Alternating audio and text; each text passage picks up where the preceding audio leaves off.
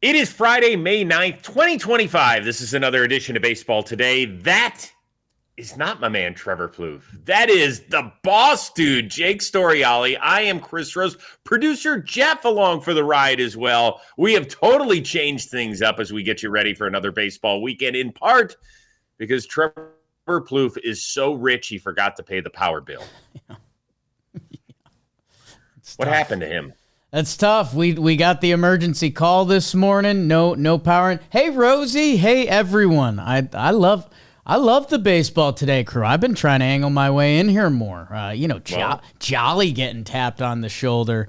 But they know ball. We love both those guys. But we figured with Mother's Day weekend coming up, we better get our two most handsome faces on here to show the mom some love. Yeah. I mean, if that doesn't get the clicks up for this show, I don't know what does. Plouffe had a little bit of a power outage. I ended up talking baseball with Jake. Yeah. Jake is over here doing Baseball Today. So this is really the way it should be. Yes. Let's just call it what it is. We're getting everybody ready for a huge sporting weekend and the biggest day of the year, in my opinion, because Sunday is Mother's Day. So let's pay homage to those special ladies in our life. You want to give a quick shout out to your mama? Yes, I'm going to double down if I've got the podium here. I got a picture of me and my mother. This is at a Hudson Valley Renegades game. And then also my sister and my nephew, her son, Emmett. So we recreated that pic, a mother's and son's pic at the baseball game. So happy Mother's Day to my mom and my sister.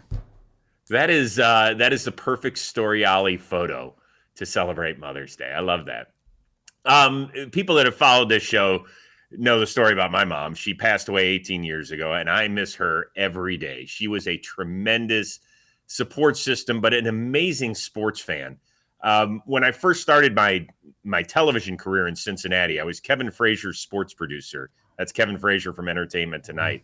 And I tell a great story that I'm on the phone for 15 minutes talking about the then Cleveland Indians starting rotation and how well we're playing and all sorts of stuff.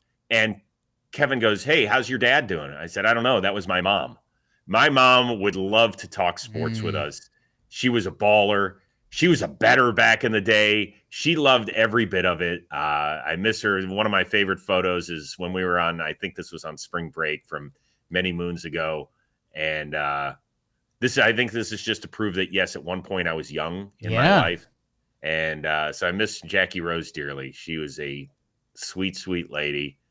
And she could also hold a grudge like nobody else. We talk about that all the time, which would be great with some of our sports discussions over our favorite athletes and teams. But miss her. Love seeing that photo.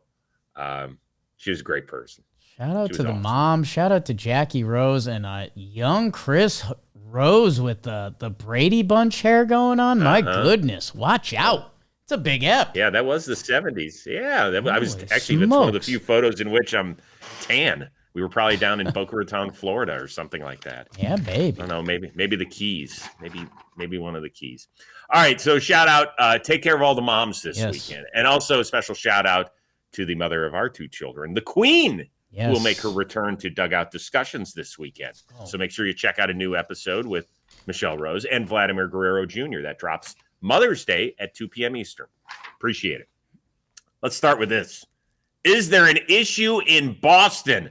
Following Thursday's win, Rafael Devers explained he will not be playing first base for the Red Sox in lieu of the injury that cost Tristan Casas his season. Devers, who of course was moved to DH once they signed Alex Bregman to play third in the offseason, said afterward, quote, "I know I'm a ball player, but at the same time, they can't expect me to play every single position out there. In spring training, they talked to me and basically told me to put my glove away, that I wasn't going to play any other position other than DH. So right now, I just feel like it's not an appropriate decision by them to ask me to play another position. It was the GM that I spoke with. I'm not sure what he has with me. He played ball, and I would like to think he knows that changing positions like this ain't easy." Okay, is that fair from Devers or not to take that stance? It is fair. It is fair. It just starts turning a little into I don't want to say it's not what you say, it's how you say it.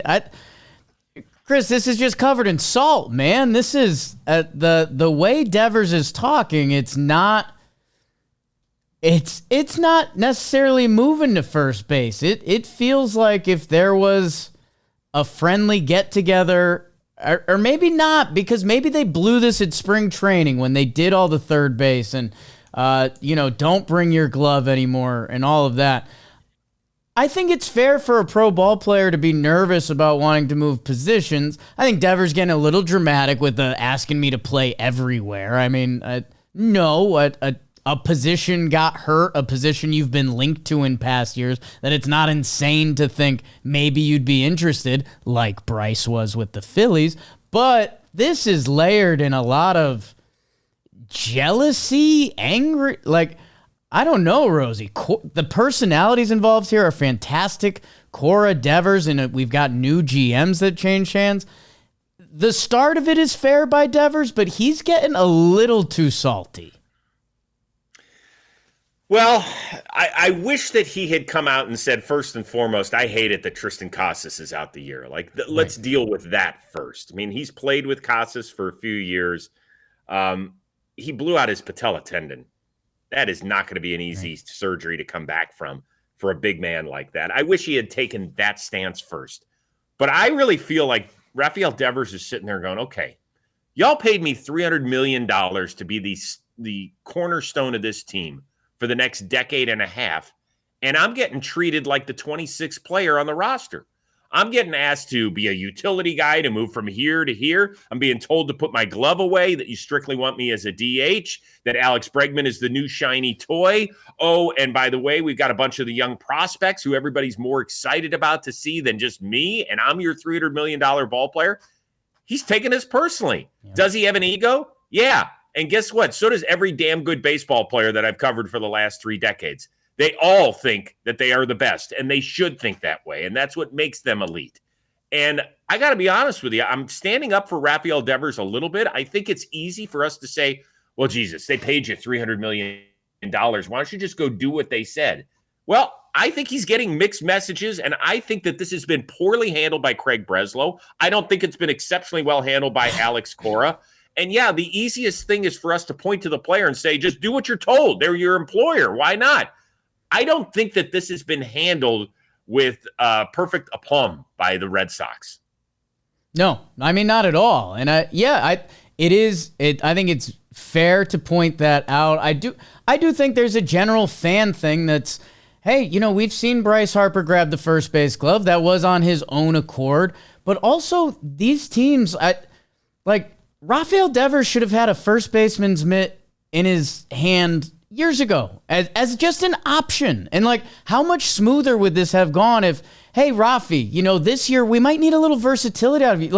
I don't think that's a crazy thing. I think I think teams have gotten way too scared of that. My Yankees last year, Gleyber Torres, how many, versatile infield position should he have tried? Should he have played third base at some point when shortstop failed and second base he hadn't been great at? That, it's this weird versatility in baseball that some guys are actually versatile. Mookie Betts, some Willie Castro types, where other guys it's, well, you can play a position on a given day and that might help the team. Kind of the Luis Arise method of versatility. It might not be great, but I'll go grab that glove. That this should have been nipped in the bud years ago, and now we're seeing it just overflow, and I don't know the next steps. I mean, you and me, we did Talkin Baseball today. We daydreamed of potentially a trade of Rafi Devers. I cannot wait to see the next steps. Is there a little Yankee salt in there? Just a little. Just a little. So a few things to pick up on. Number one, when the Yankees signed traded for Alex Rodriguez, he was the better shortstop than Derek Jeter, was he not? Sure was. Okay. Did they have Jeter? Hey, Derek, just go move to third base. I mean, you're employed by the team. Right. Well, people are going to say, well, hold on. Jeter had won 4 rings by that time. We're not going to. Well, Rafael Devers has accomplished a lot in this game as well. He's not just some guy. He's gotten his money. He's played for a World Series champion. He's been a familiar face for one of the most historic franchises. I'm not comparing him to Derek Jeter, but hey, if we're going to do this, Alex Bregman was the better third baseman than Rafael Devers. Alex Rodriguez was the better shortstop than Derek Jeter. Nobody made a big deal about it back then. Nobody contemplated moving Derek Jeter off of shortstop. So all I'm saying is that we do have to understand there is some sensitivity for the player who has been there, who has poured his heart and soul into the organization, and now all of a sudden, well, go somewhere else and go put your glove away. You're not going to need it this year. If that was in fact said by Craig Breslow, then I think Rafael Devers has every reason to be pissed. The other part of this is you brought up the trade. I really think that Craig Breslow, who remember, did not sign off on the extension. That was Chaim Bloom who did that. I think he's looking at it strictly as here's a dollar figure and here's a name next to it. We can clear the books. I can build this team any way I want. I don't need a $300 million headache and a $300 million DH. I can trade him elsewhere, and maybe this year we're not going to be better, but do you know what I can do with $300 million? And I guarantee you that Craig Breslow is having that discussion with ownership. Right? Hey guys, I could save you some money, and we've got these prospects on the way. We're gonna win more, and you can get that upcoming $200 million off the books or whatever it is. It's gonna be very interesting. I guess there's a little part of me that's like, the world doesn't work that way, and we're gonna look back and be like, oh, trade Rafi Devers. I don't know. I know teams would be super interested, and if you're the Red Sox, you have these super prospects along the way, and Bregman's been so good. It becomes very interesting. And yeah, man, I think we've got going back to when Bregman signed, remember it was, second base was thrown out there because Rafi plays third. Like, go back to that and what was said to Devers then, and then what was said at spring training, and now a different GM did that. It's the perfect recipe for some actual good baseball drama, which we don't always get. The key sentences here, right now, I just feel like it's not an appropriate decision by them to ask me to play another position. It was the GM that I spoke with. This is Breslow. I'm not sure what he has with me. That makes it seem like Rafael Devers thinks it's personal. And whether or not you or I think it's personal, that does not matter. The only thing is that Rafael Devers thinks that somebody, i.e. the decision maker in this organization, has it out for him. And if they don't sit down right now, if I were Breslow, I would fly. Where are they this weekend? Are they in Minnesota? Are they in Kansas City? They're in Kansas City. Yeah. If I were Craig Breslow, I would fly to Kansas City, and I wouldn't let this fester another week while they're on the road. I would, if you are intent on keeping Rafael Devers in town, go fly to Kansas City and sit down and say, listen, I screwed this up. How can we make this right? Or if your whole idea is to get him out of town, then let it fester and continue to have this boil. Either way, it might not be great for your 2025 season, but it's going to be fascinating. So before we move on, we want to hear from you guys in the comments section. Should Rafi move to first base? Should the Red Sox trade him? What is going to happen? How do you think this is going to play out? Because there are so many layers to it. You've heard our piece on it. We want to hear yours. Go to the comments section. Leave us a note or two. Okay? That'd be perfect. In the meantime, the Pirates, they open a series at home with the Atlanta Braves tonight. It's going to mark the first one for Don Kelly as team's manager the rest of the year. Derek Shelton was fired Thursday on their off day. Pittsburgh's mired in a 7-game losing streak. They are off to a horrendous start, their worst in almost 2 decades. Here is GM Ben Cherington. I think bottom line, we're not performing in the way we want to. We're not delivering at the level we want to in a way that our fans deserve, and believe that we had to make this decision to give us the best chance to move forward. It's certainly not on Shelty. It's on all of us. That starts with me. We all have to just do our jobs well and get this thing pointed back in a good direction. So is Shelton the scapegoat here? I mean, 100%. I mean, I don't know what we expect from how many managers do we look at every year that, like, wow, they've done an incredible job. I mean, every year there's one or two, and we do give them credit, and it's the manager of the year voting. And then, usually a year or two later, we see those guys that are at the top of the leaderboard, and they're they're on the firing block. So I don't know what Derek Shelton was supposed to do. I know Pirates fans who are more in it every day. Every team points to their bullpen and, I hated that move, or why'd we start this guy today and all. Nothing was going to change the Pirates' destiny of this baseball season. I mean, unless Skeens was able to pitch every day, and even if he was, they're not winning Skeens games, man, and it's because they don't have a competitive offense, and their bullpen isn't special. Their pitching depth isn't that. Like, this is not a competitive ball team. The only reason we're excited about this team is because they have a generational pitcher in Paul Skeens.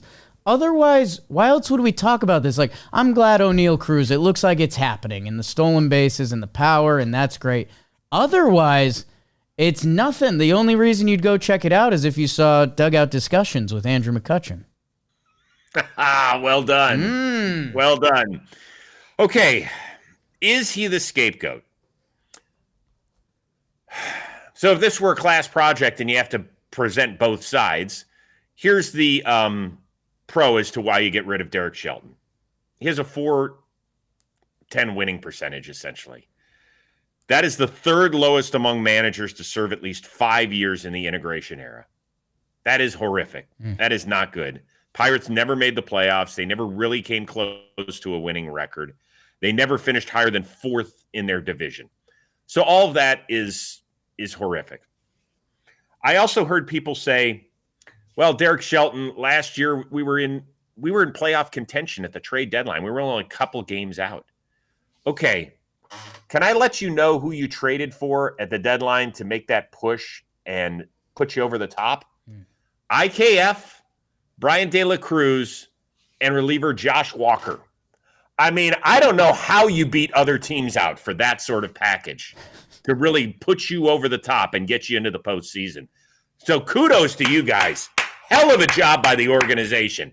Really, that's what's going to make up the couple of games. I get it. They went on a terrible slide. Was Derek Shelton's decision-making part of the downfall? Yes. The word is part. That is the key word, part of. This is an organizational failure that has been going on for more than 3 decades. Barry Bonds left for San Francisco following the 92 season. In that span, they have played more than 30 seasons of Pirates baseball. Only 4 times have they won at least 80 games. 4. 1, 2, 3, 4. That is it. This is a problem with, obviously, Bob Nutting, who has been the owner since the mid-90s. This has been a big problem with him hiring ineffective decision makers. For whatever reason, they've been able to nail draft picks in the starting rotations. Skeens, Bubba Chandler, who's going to get here soon, Mitch Keller, Jared Jones. Those are all guys drafted in the first 3 rounds. That's awesome. What sucks is the position players that you all have taken, and particularly in the top 10 of the draft. We have got guys like Tamar Johnson, who's still stuck in Double-A. I'm going to give him some time. He was only drafted in 2022. Henry Davis was the first pick, and he was a college kid. He is not a catcher, and he's not a big league hitter, unfortunately. Nick Gonzalez, he's been hurt. I do think he's got some skills. He was a 7th overall pick. Travis Swagert was a number 10 pick. He never made it to the big leagues with the Pirates, and he's barely made it. If you have 4 picks in the top 10 and you have gotten squat, and you're an organization that doesn't spend money in free agency, your lifeblood has got to be developing position players in the minor leagues, and you have received a big fat F in that category. That's on Ben Sherrington. That's on ownership for not providing with the right people. And who gets fired on Thursday? The manager of the team. That's a problem. So you're going to say yes to scapegoat, it sounds like, if I'm hearing that correctly. He does. Yes, Ben Sherrington said this is not all on Shelty. We should have just looped that for 30 seconds because that is exactly it. And I get it. He's not the perfect manager. Did he cost you some games? Yes. But Pirates fans know. They will 100% agree with this, that if you were to rank the issues with the Pirates, Derek Shelton is not the first name on the list. No, and it's, if we want to dig the knife deeper another way, I'm not the biggest baseball scout. I'm not flying to South America or Japan during my holidays to try to get some scouting reports in. I think you and I would have nailed the Paul Skeens pick. I think everyone would have nailed the Paul Skeens pick. So if that's what If that's the one thing they can really hang their hat on, I know a couple of the other pitchers they have too. And hopefully Bubba Chandler can be something for them. Who knows? It's man, it's really sad. And the other part of the owner side that I'll just never get, Chris Rose, is sure, I know there's ways to make money in baseball and all the owners are making money. No, it seems like the best way is when you pack the house and you're winning games and you go to the postseason. Like, remember last year we were getting images of the empty Pirate Stadium and then Paul Skeens Day in Pittsburgh was rocking again and it's summer. And now what? Nothing. So I'll never get that. Like, I think if you invest just a little bit, the jerseys, the ticket, I think everything else comes. That I don't get it. I don't get it. The two biggest days in Pittsburgh should not be opening day and then Paul Skeens bobblehead day. That just shouldn't be it. The good people of Pittsburgh deserve way better. There's nothing you can do about ownership deciding to spend or not spend money. And the Pirates haven't had a non-bottom five payroll since 2017. Non-bottom five. But there are other teams like Tampa and Cleveland who are stingy with their payrolls, and they're always fighting it out for playoff positioning. So you also have to make sure that you are hiring the right decision makers, and that is key here. Tampa and Cleveland are both excellent at either drafting and developing or identifying young talent in a trade to bring them in and then help supplement the guys who you do nail in the draft, and i.e., that would be the starting staff. There's a lot to go over. Pirates fans, let loose in our comments. Those of you that are just baseball fans, what do you want to see happen? Because the answer can't be, hey, baseball, make Bob Nutting sell the team. They ain't going to do that. Yeah. They all protect their own asses. So that's not what they're going to do. They're not going to be like, well, they should. They should, because this situation does not help your overall product. But they're not going to pick on one of their own. So that's not going to happen. So what's next? I feel for a lot of people involved, including Derek Shelton. I really do. Trade Mitch Keller. I'm pushing that to the deadline. Trade Mitch Keller. Go get 3 legit hitting prospects because he can easily do that. If you do that, that's the thing. You've got to nail those trades, which is what teams like Cleveland and Tampa have done, and Pittsburgh and Ben Sherrington have not shown that acumen. So we'll see. Sure. All right, it's time right now for our Like a Bosch Player of the Week. It is brought to you by Bosch Power Tools. Just like Bosch Power Tools, this player got the job done through hard work, grit, and determination. And our Bosch Player of the Week is none other than Maikel Garcia of the hard-charging Kansas City Royals, who've won 8 of 9, and even better than that. We'll get to the American League Central in just a second. But Garcia during the week, 11 of 23. That's almost a .480 batting average. 4 extra base hits, including a multi-homer game, a couple of steals as well. And, we've said throughout the first, 5th of the season or whatever we're in, that it's basically been Bobby Witt and who else on offense. Well, Garcia has given them a guy that has truly developed. He's already a 1.5 WAR player this season. He's hitting over 300. His OPS is over 800. And he's a guy that is a really, really good athlete. We've kind of expected a little bit more out of him.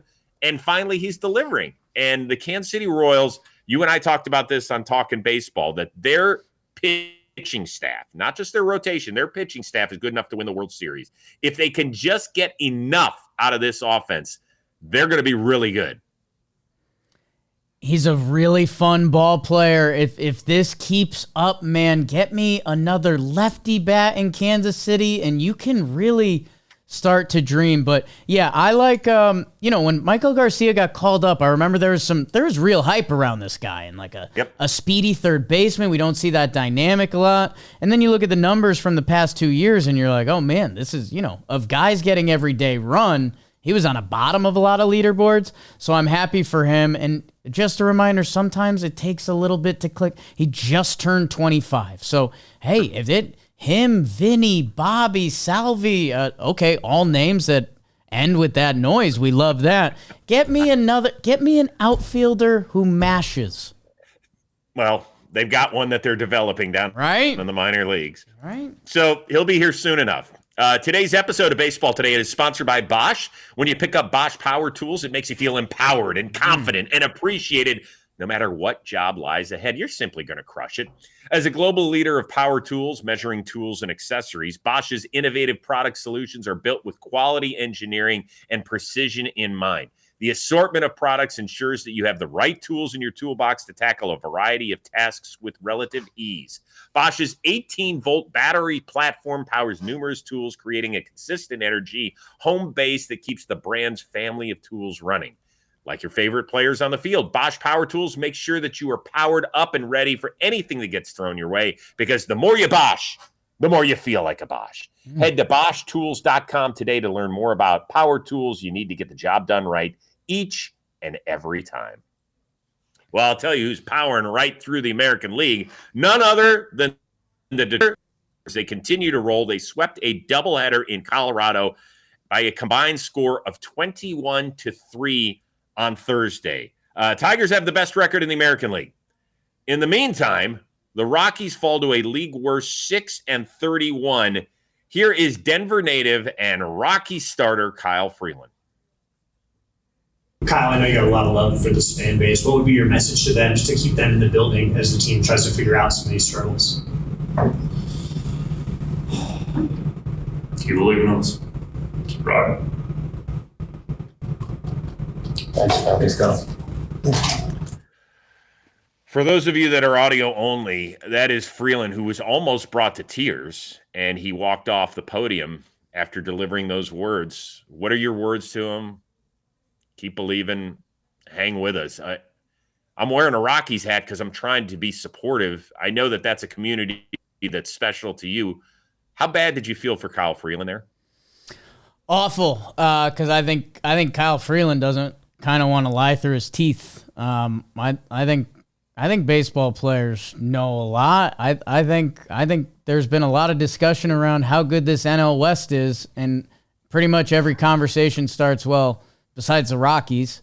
And man, it's Chris Rose. I don't know if you know how much of a chord this really trips up for me, because the question from the reporter there is what's going to keep fans in the stands. It doesn't matter. The fans have been in the stands. Every year, the Rockies are usually top 10 or so in attendance. You know why? Because they have a beautiful stadium in a beautiful city in the perfect location. It's right in the heart of downtown. You go there on a Friday night, you get $6 tickets to the right field rooftop. You have a nice Denver local IPA, and you watch the sun go down over the mountains as you watch baseball on the field in that ginormous outfield, because they need it to be that big so every ball doesn't leave the yard. There's something absolutely beautiful about it.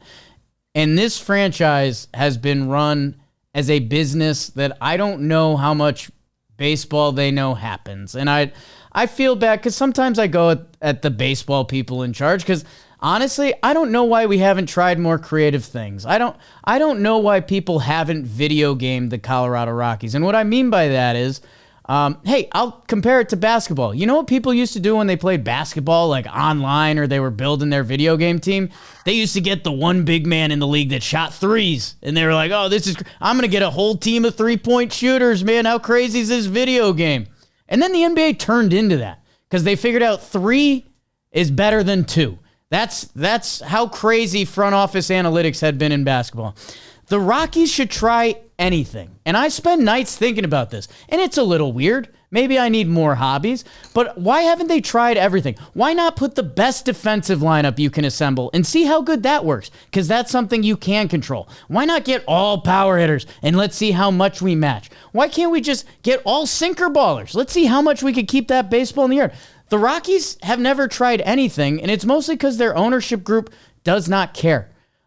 Because they run a good business. And it's really sad to Kyle Freeland, who just passed the most starts ever made by a Colorado Rockies pitcher, which put him in the hall for that. Because what would Kyle Freeland's career have looked like if he pitched on the Yankees? If he pitched anywhere? If he had pitched for the Dodgers? Like, what does Kyle Freeland's career look like? What does his salary look like? That the whole Rockies thing, it's sad. It's sad. People, I think some people really like it when teams are horrific. That's fun for about 24 hours. Yeah. If you've ever covered a team that's bad, when I started out in this business in 1991, I was interning at a radio station in Cleveland, And one of my great jobs was half the home games, I got to go cover the game. I'd bring my little tape recorder to go get some post-game sound and all that. They went 57 and 105. It was horrible. I was super excited to be there, but I could see people, they were like miserable. And all I can think of, I saw the Rockies a few weeks ago when I did some content out of Dodger Stadium. So it hadn't gotten this bad yet. You could tell it was coming. It hadn't gotten 6 and 31 bad. They've got 4.5 of this, dude. Yeah. 4.5 more months. I don't know how Trevor's talked about it. He's been on a 100-loss team. This team is on a 35-win pace. Yeah. Might even be less than that right now. It might be 135 losses. It could be like 27-win pace. I think that's what it is. 27 wins. And they haven't really even started playing the crux of their division games, which we all know are incredible, right? They still have 10 more with the Dodgers, Padres, and Diamondbacks, and 9 more with the Giants. That's 39 games. How many are they going to win? 4? 5? What? This is horrible for the sport. And when the owner comes out in spring training and says the Dodgers are bad for baseball, bullshit! This is horrible for baseball. Yeah. This is terrible for your fan base, which loves the sport. You've got an amazing stadium. Figure it out. It is so disheartening to see organizations run this poorly. This team has zero chance, man. None. And I think the scarier part is, and you could say this for the Pirates too, this was supposed to be part of like the turn. Like they called up a lot of young guys, and Tovar at short, and Doyle in center, totally at first. Like, this was supposed to be the start of like, hey, we've got a little young crop coming. Dollander, I think he was their first top 100 pitching prospect. Was it since Freeland? Which, okay, probably. Hey, the front office, you had draft picks. I don't know, prospect-wise, like, okay, nobody can pitch at Coors. That doesn't mean you can't find prospect. So it's just nothing. It's basically a team that has been provided for the Dodgers, Padres, Snakes, and Giants to beat. And, dude, it's a fun area of this country because it's kind of on an island. Like, I don't know where people think Denver is on the map. You're kind of far from Chicago. You're kind of far from the West Coast. And the fan base actually rallies around it. Like, Broncos fans are some of the best in football. I believe that. What they've rallied around the Nuggets, another fan base that was nothing for a while until they found this chubby foreigner that happened to be one of the best basketball players of all time, which that's been awesome to see. Like, you should have... Yes, the home field hurts you, and it's tough on their body, and there's some really good articles out there that if you're a baseball nerd, go read, because sometimes the hitting at home actually gets hurt more by hitting on the road, and it's a tough mental exercise, but there's a solution, but nobody's been allowed to really go look at it, and it's tough, man, because I don't know what you do, and hey, everything I said about Kyle Freeland, if Chase Dollander was getting called up by the Braves or the Yankees or the Red Sox, God, how hyped would we be about this guy? And instead, it's like, I'm almost like, let's check in 4 years at the deadline and see where you go. Right. How do we get him out of there? How do you become the next John Gray? That's what it is. And it's sad. And I know that people will be like, well, wait, Freeland's making $16 million a year. He's got a negative WAR. He's part of the problem. Yeah. He said that. He's like, we stink in every, how football coaches speak in cliches. Well, it's 3 phases: offense, defense, and special teams. That's in the NFL coaches speak handbook. Kyle Freeland said it. We stink in offense, defense, and pitching. Like, we have covered it. We've covered it. It's pathetic. It's horrible to see. I'm sorry. Dodgers and Diamondbacks, Jake Snakes, started a fun 4-game set in the desert last night, and Arizona took it to one of the hottest pitchers in all of baseball.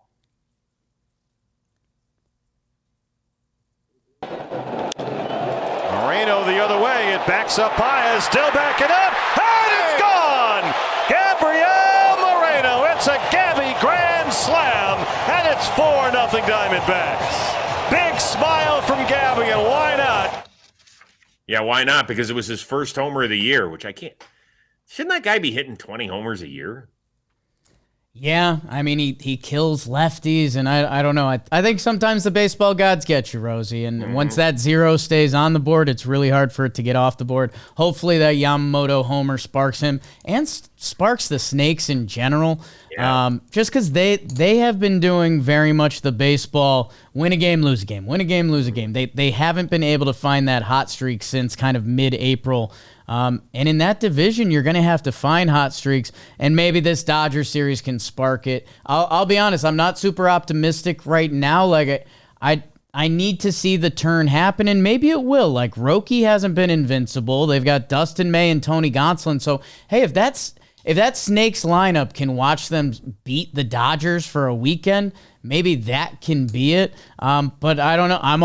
I'm scared to flip on that game tonight and see that Snakes bullpen come out, and because I feel like I know the story before it happens. Well, it was nice for them to have the moment against Yamamoto, who has been arguably the best starting pitcher in all of baseball. They doubled his ERA from 0.9 to 1.8 last night, gave up a season high in runs and hits, and he had actually performed exceptionally well in a couple of starts against the Diamondbacks last season. So I think that's nice. Let's focus on another huge NL series that's going to get started tonight at Citi Field. The Cubs are in town against the Mets. Are we so sure that New York is significantly better than the Cubs? Let's do this one quickly. No, so sure. No, I think both of these teams are fantastic. I think the Mets pitching, the Mets are now the Brewers. That's the joke we've been making. They can tap on almost any pitcher and make them a plus pitcher, the opposite of the Rockies, I guess. The Cubs lineup, I mean, this is hitting versus pitching and maybe a little PCA revenge series. Some people forget about that. I don't know, man. Soto start. The Mets offense sneaky has just been Pete, really. Obviously, there's been other contributions. Soto's starting to go, which he's a slow starter in Juan Soto terms. Don't go against the Mets because it's just going to end badly for you. Yeah, their pitching is significantly better, the Mets, than the Cubs. And I think that the Cubs can get better. I think they're going to have to do it via trade. They're going to have to add a starter because I'm worried about the health of that rotation moving forward. And they're going to have to add 2 bullpen arms. They need some swing and miss at the back end. Ryan Presley, whether or not he figures it out, he can't play the role that he's been playing the first 5-6 weeks of the season. But listen, the Mets had a huge question marks all over the rotation, whether it was health with guys like Senga. Like Peterson was the one guy who I felt you could bookmark and say, I know what I'm getting out of him. And oddly enough, out of the 5 guys in the rotation, he's the only one that's got an ERA over 3. It's like 3.5. It's not bad, but I'm just saying that the rest of this rotation has been absolutely incredible, whether it's Clay Holmes, who we didn't know if he could be a starter. Griffin Canning was statistically one of the worst starters in baseball a year ago, and I can't believe what's transpired with him. So, yes, the Mets pitching is significantly better, but I think that by the end of the year, if we were treated to this in the divisional round, I think it'd be awesome. I think to see those 2 places lit up between Citi Field with a new shiny toy in Juan Soto and the incredible playoff run they had last year, and then having games in, under the lights at Wrigley Field in October. Awesome. Sign me up. I don't think there's a huge disparity between the teams, but the biggest gap in any one area is obviously that pitching, both rotation and bullpen. There you go. Yeah. Sign me up right freaking now. All right. If you're constantly on the move or just tired of skipping meals, Huel has got you covered. That's right, spelled Huel. And their Black Edition ready to drink. It is a total game changer. It's a complete meal in one bottle, 35 grams of protein. There's 27 vitamins and minerals. It's high in fiber. It's low in sugar. So you feel full, focused, and ready for your day. And right now, brand new customers get 15% off plus a free gift at Huel.com when you use the code today for this bad boy. Don't miss out. Try it today. Now, my mornings, they're chaotic. I'm out the door in minutes. In fact, when I'm done with this show, I got to hit the road and run. I don't have time to whip up a balanced meal. And that's where Huel Black Edition comes up clutch. Keeps me full, energized, and focused on the day. So start saving time and money without compromising your nutrition today with this exclusive offer for our new customers of 15% plus a free gift using the exclusive code today at Huel.com. That is 15% plus a free gift for new customers using the exclusive code today at Huel.com. Please see our description for the terms and conditions. Skip the stress, not the nutrition. Try Huel today for complete nutrition bottled. All right, before we get out of here, this has been kind of a fun little time in the American League Central. Yeah. Running hot. If you look at the standings, you got 3 teams that are over 500. You got the Minnesota Twins that are crawling to 500, and the Chicago White Sox also play in the American League Central. But let's focus on those top 4 teams. Tigers have won 7 of 8. They host Texas this weekend. Cleveland's won 13 of 19 as they welcome Philly to town. Kansas City has won 15 of 17 as non-first baseman Rafael Devers visits Kauffman. And the Twins, yes, even Trev's Twins, they have won 5 in a row as they welcome the Giants to town. Which American League Central team are we most going to learn about this weekend? I think it's your guard dogs, Chris Rosey, because I'll be honest with you. I think I already know about the Tigers. I think I already know about the Royals. I think they're just 2 really damn good baseball teams. Kind of can hit you on every different level. It starts with their pitching, and then they get you along the way however else. I think I kind of still know about the Twins. I'm not going to start drinking that Kool-Aid. Your Guardians, man, they always have me in the blender. Everything tells me to not believe, and then I have these moments of highs because I'm like, Jose Ramirez, he's got the same body as me. Steven Kwan, he plays baseball deliciously. And then I have these moments of, who are the other half of the guys on the field? And I'm doing this as a career now. They're facing the Phillies. If they end up like on top of the division or winning another series, it's Guardians magic, and I don't know. I guess they're the only team I'm truly questioning. If the wheels were to fall off and the starting pitching gets a little thinner, like I think Kansas City and Detroit are going to be there till the end. I agree with you that I think the Guardians are the team to look at, in part because of the pitching they have to deal with. Nola has really gotten it going. He's coming off his best 2 starts of the year. He's given up 1 run in his last 13 innings. Ranger Suarez, he was injured the first month of the season. Right. He's still Ranger Suarez. He can be really tricky against the lineup. And then Zach Wheeler, Sunday Night Baseball. Look out under the bright lights. So I think I would expect him to go 1-2 against the Phillies this weekend. I know Philly got in late from their road trip in Tampa. Maybe they can take advantage of some old sleepy guys on Friday. But we'll see. We'll see. Cleveland needs some help. Their starting rotation, quite frankly, has not been good enough. Their bullpen has thrown a few clunkers out there as of late, and it's actually their offense that has figured some things out. But it'll be fun. American League Central. First week, we were all laughing at it, saying, y'all got 3 teams in the playoffs. Interesting. But so goes it. Hey, Jake Storiale, we just got a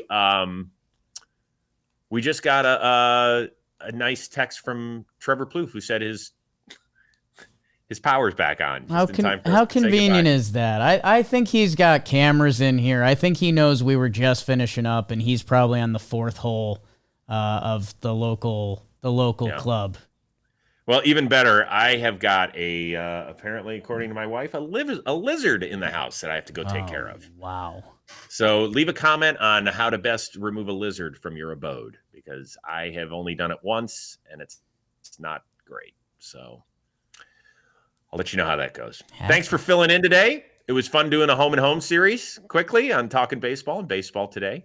Shout out to producer Jeff filling in on short notice. We always appreciate it. I think the crew will be back to normal as we can be. So for producer Jeff, for Jake Storiale, I am Chris Rose. Have a wonderful, wonderful baseball weekend, particularly all the moms out there. Do something special for mommy. Just something that'll make that heart a little flutter. That's all. And we will see you Monday on Baseball Today.